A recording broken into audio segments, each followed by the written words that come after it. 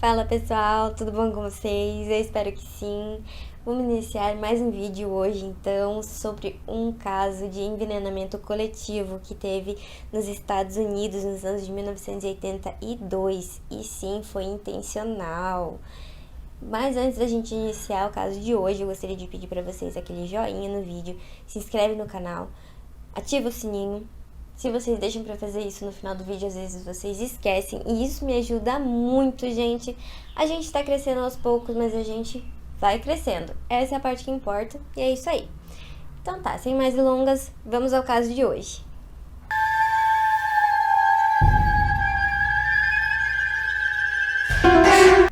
Em 1982, houveram 7 mortes lá em Chicago, Estados Unidos, pelas pessoas tomarem pílula envenenada.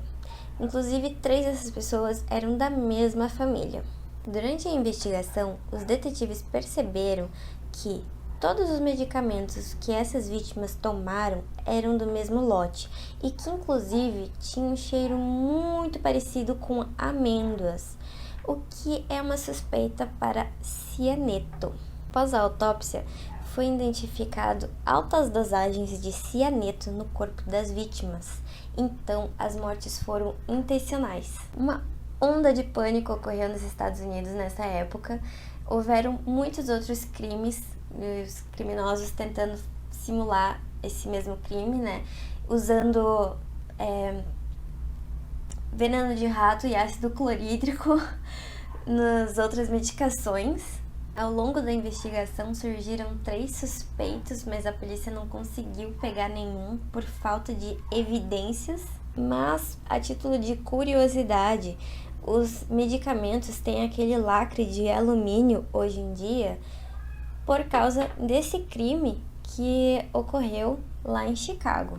Então vamos lá, vamos contar mais detalhadamente como que foi que aconteceu tudo. Essa onda de pânico, essa onda de pessoas morrendo por pílulas envenenadas. No início, sabia-se que 3 pessoas haviam falecido pelo mesmo motivo. As 3 haviam tomado um comprimido de um medicamento umas horas antes da sua morte. Esse medicamento era um Tylenol. E ao longo dos dias, mais 4 pessoas morreram pelo mesmo motivo. A primeira vítima era uma menininha de apenas 12 anos, chamada Mary Kellerman. A menininha se queixou para a mãe que ela estava com dor de garganta, ela estava com bastante coriza, nariz escorrendo, né? E a mãe dela resolveu dar um paracetamol para ela, que é um Tylenol, né?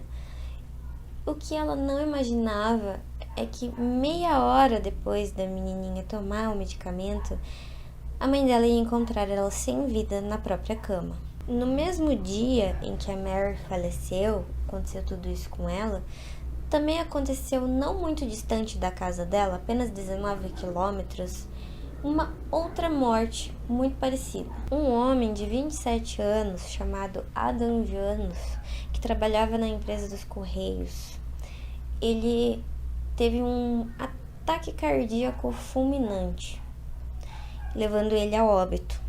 Sofrendo com o luto, seu irmão Stanley e sua cunhada Teresa estavam com dor de cabeça e resolveram tomar um Tylenol também. E adivinha que tristeza! Stanley morreu das mesmas circunstâncias, muito parecidas com o irmão, né? E a Teresa morreu 2 dias depois. Então, num período de 3 dias, 7 pessoas morreram numa mesma região de Chicago e todas elas por terem tomado um medicamento antitérmico e analgésico, né? Uma investigação intensa foi descoberto que o medicamento que estava exposto em várias prateleiras de mercados, farmácias e lojas de conveniência, todos esses medicamentos haviam sido misturados com quantidades fatais de cianeto de potássio. A fabricante do medicamento era uma subsidiária da Johnson & Johnson e a empresa agiu rapidamente. Eles fizeram um comunicado, né, para as pessoas não comprarem, não ingerirem o Tylenol e também fizeram um recal massivo para recolher todo o medicamento que estava ali na área de Chicago, né? Foram mais de 31 milhões de frascos que eles fizeram, que eles recolheram. Foi divulgado ainda que o cianeto era usado como agente analítico para testar o Tylenol enquanto matéria-prima. Porém, o que a empresa Johnson & Johnson ficou como suspeita por um tempo foi porque eles afirmaram que o cianeto de potássio não fazia parte da produção do Tylenol. Porém, a empresa sempre foi muito transparente com a imprensa, sempre colaborando, sempre ajudando nas investigações, pois a prioridade era proteger os consumidores e evitar mais mortes. Apesar da empresa Johnson & Johnson ter sido absolvida no caso, eles não deixaram de ter um grande prejuízo. Mas, por outro lado, se não houve erro no processo fabril, então alguém havia adulterado esses medicamentos. Com o tempo, um homem enviou uma carta para a empresa alegando ser o assassino, exigindo $1 milhão para que ninguém mais morresse. Porém, pelas impressões digitais que ele deixou no envelope da carta, a polícia descobriu que era um chantagista chamado James Levis, mas a polícia não encontrou nenhuma relação dele com o crime dos envenenamentos. Então ele foi condenado a 20 anos de prisão por extorsão pela carta que ele mandou, pedindo $1 milhão para a empresa. Ele chegou a cumprir os 13 anos de prisão. Na mesma época, houve outra suspeita, a Larry Dan. Contudo, também não tinha nenhuma conexão dela com o crime dos envenenamentos. Com toda a repercussão do caso, houveram outros crimes envolvendo medicamentos envenenados, como disse, com veneno de rato, com ácido clorídrico. Em 1986, mais 3 pessoas foram vítimas do Tylenol adulterado. Anos mais tarde, alegaram que o FBI estava sob posse de documentos que alegavam que o Levis era sim o responsável pelo crime dos envenenamentos, mesmo com falta de provas. E sempre que perguntavam para o Levis, ele dizia que ele era inocente desse caso, que ele era apenas o chantagista mesmo.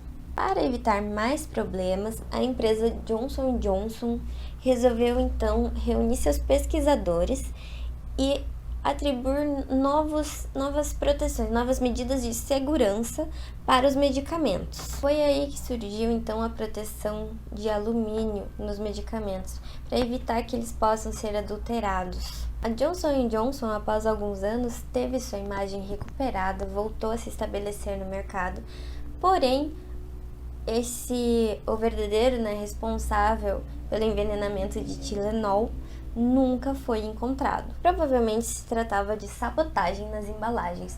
Uma pessoa foi lá, comprou vários medicamentos, vários Tylenol do mesmo lote, em lugares diferentes de Chicago, levou para casa, adulterou, os comprimidos que eram de forma gelatinosa, aplicando com seringa, então o cianeto, e depois indo nas lojas que ele tinha comprado os medicamentos e devolvendo nas prateleiras, misturando assim os medicamentos que não eram contaminados com os que eram contaminados, e por diversas regiões de Chicago. Então, galera, chegamos ao fim do caso de hoje.